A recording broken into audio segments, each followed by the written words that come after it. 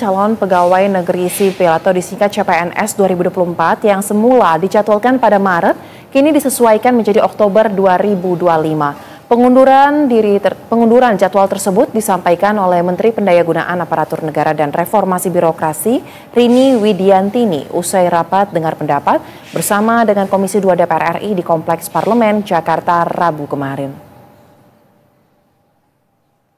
Dalam rapat dengar pendapat tersebut, Menteri Rini menyampaikan jadwal pengangkatan CPNS disesuaikan menjadi Oktober 2025 bukanlah penundaan, melainkan agar semua CPNS bisa diangkat secara bersamaan. Hal tersebut mempertimbangkan kebutuhan penataan serta penempatan ASN untuk mendukung program prioritas pembangunan.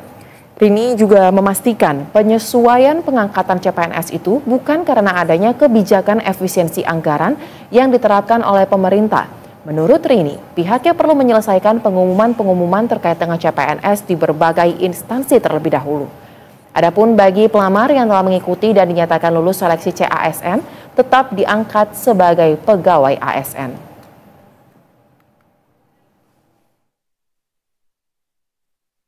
Untuk menjawab, karena tadi ada beberapa ada kebutuhan penempatan ASN sebagai prioritas pembangunan, kemudian juga kami juga ada beberapa instansi pemerintah yang meminta penundaan dan lain sebagainya, maka kami ingin mengusulkan dilakukan penyesuaian Pak Pimpinan, penyesuaian jadwal pengangkatan CASN ini setidaknya di tahun 2026 sudah bisa kita selesaikan. Kami pun tetap terus-menerus untuk menyelesaikan, tetap berkomitmen untuk menyelesaikan, memastikan bahwa pelamar ini tetap mengikuti dan dinyatakan lulus seleksi tetap diangkat sebagai pegawai ASN.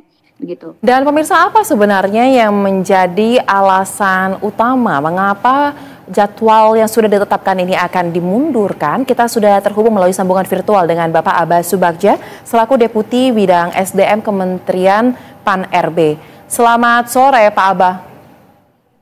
Selamat sore Mas Aja. Assalamualaikum teman-teman semua. Waalaikumsalam, salam sehat. Terima kasih Bapak. Bapak mungkin pertama-tama boleh disampaikan Pak mungkin secara singkat inti dari penyebab mengapa jadwal yang sudah semula ditetapkan di Maret ini dimundur Pak jadwalnya.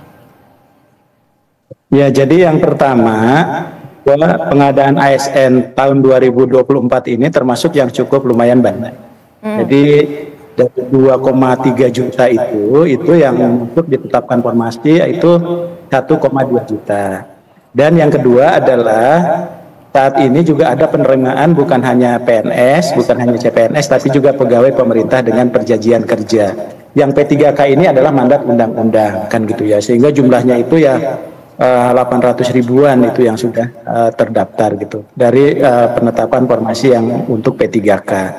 Nah, oleh sebab itu maka sesungguhnya ini ada beberapa tahapan, Mbak Zoja, kemarin juga ada beberapa kali kita perpanjangan. Bahkan selain tahap 1, kemudian ada tahap kedua karena ada beberapa teman-teman yang belum terakomodir gitu ya. Sehingga kita membuka tahap 2, sehingga kita memberikan kesempatan yang seluas-luasnya.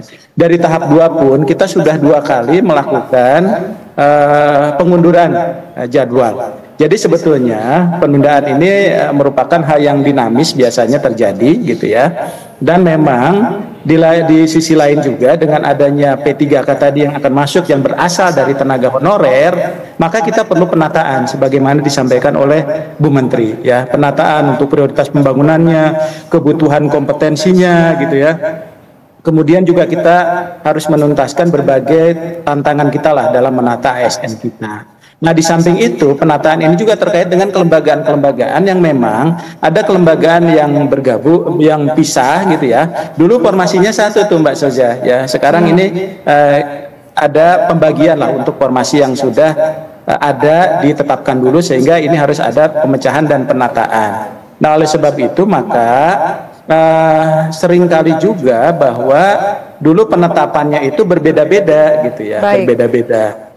Nah, saat ini kita upayakan untuk bisa bareng-bareng lah begitu. Walaupun kami memaklumi tadi banyak juga teman-teman yang komplain, yang ngeluh, kami bisa memaklumi lah itu karena mungkin mereka sudah punya rencana dan sebagainya. Baik, itu Mbak saja ya.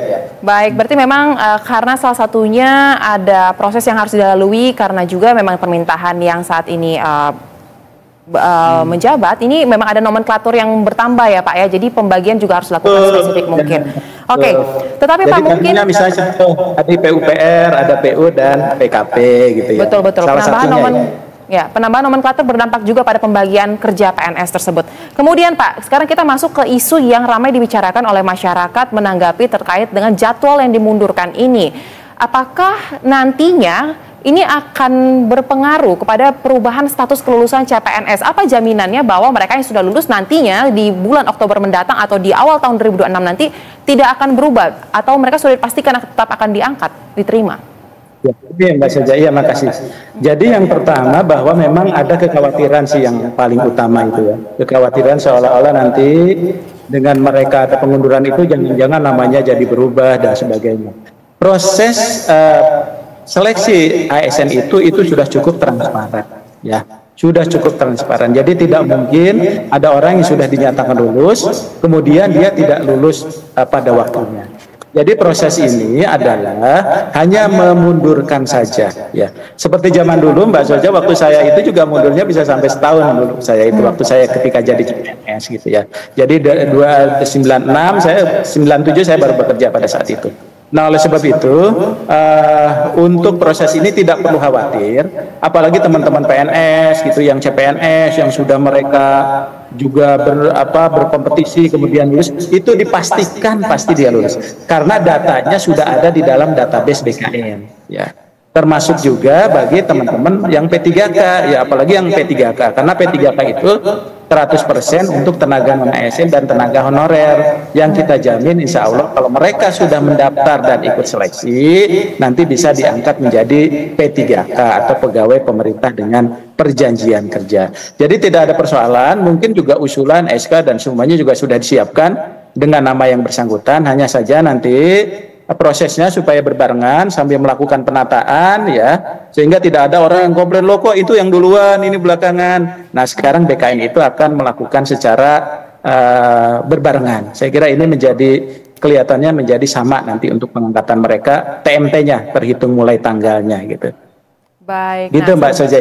Baik, nah satu lagi juga Pak yang beredar dari tanggapan masyarakat, apakah memang terkait dengan pemunduran jadwal ini, selain memang banyak hal yang harus disiapkan terkait dengan pengumuman, perubahan nomenklatur yang berdampak sampai dengan pembagian PNS, ini ada kaitannya juga nggak sih Pak dengan program efisiensi, kebijakan efisiensi yang dilakukan oleh pemerintah pusat, ini juga berdampak kepada hal ini, ada atau tidak, dan seperti apa? Kalau efisiensi itu kan terkait dengan kegiatan yang lain ya. Kegiatan-kegiatan dianggap tadi lemak-lemaknya lah. Tapi untuk kegiatan ini kan memang ini terkait dengan manajemen saja. Jadi tidak ada terkait dengan efisiensi. Jadi makanya tidak ada penundaan dia untuk diangkat ya. Tapi hanya penyesuaian saja ya dimundurkan. Sehingga tetap mereka itu ketika diangkat tetap aja akan dapat gaji ya baik gaji pokok maupun tunjangan yang melekat dan sebagainya. Jadi ini prosesnya tetap berjalan. Contohnya misalnya untuk tahap 2 ini Mbak Soja itu masih tetap berjalan ya. Tahap 2 ini kan masih tetap berjalan nanti untuk persiapan seleksi bagi teman-teman yang tahap 2 gitu. Baik, terakhir mungkin Pak Abah bisa diberikan himbauan kepada mereka yang tengah menunggu pengangkatan atau juga menunggu kepastian mengenai hal ini, apa yang bisa disampaikan oleh Kementerian Pan-RB? Ya baik, teman-teman sekalian, jadi prinsipnya adalah tidak ada maksud pemerintah dan juga DPR, karena kita bersama-sama DPR gitu ya, untuk melakukan pembatalan. Tapi ini hanya melakukan penyesuaian jadwal saja. Jadi kami yakinkan bahwa teman-teman ini banyak juga di media sosial sepertinya yang kecewa dan sebagainya, kita memaklumi. Tapi secara prinsip bahwa tidak perlu khawatir, teman-teman tadi yang sudah mengikuti seleksi secara ketat, sudah lulus, kita sangat apresiasi dan mudah-mudahan bisa mengabdi nanti di birokrasi dan nanti bisa bergabung setelah nanti pengangkatan. Tapi juga nanti ada proses pembelajaran. Apalagi yang P3K, ini teman honorer, pegawai non-ASN yang sudah bekerja, karena mereka itu tetap digaji sampai pengangkatan, Mbak Zoza. Ya, khususnya yang P3K, karena P3K ini sudah bekerja saat ini.